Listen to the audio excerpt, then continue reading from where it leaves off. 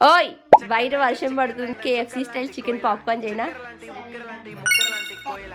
1/2 kg chicken ని ఇలా చిన్న చిన్న పీసులా కట్ చేసుకోవాలి.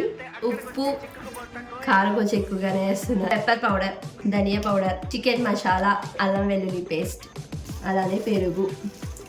ఒక ఎగ్ని బీట్ చేస్తాం. ఇప్పుడు దీన్ని బాగా కలుపుకోవాలి. మిక్స్ చేసుకుని 1 hour ఫ్రిడ్జ్లో పెట్టుకుంటే చాలా బాగుంటుంది. మా వాళ్ళు ఆగరు కాబట్టి వెంటనే చేసేస్తున్నాను. ఇప్పుడు కోట్ చేసుకోవాలి చికెన్ని. మైదా పిండి, కార్న్ఫ్లోర్ కూడా వేసుకుంటున్నాను. చికెన్ని దీంట్లో డిప్ చేయాలన్నమాట. స్పిన్ తీసేయాలి.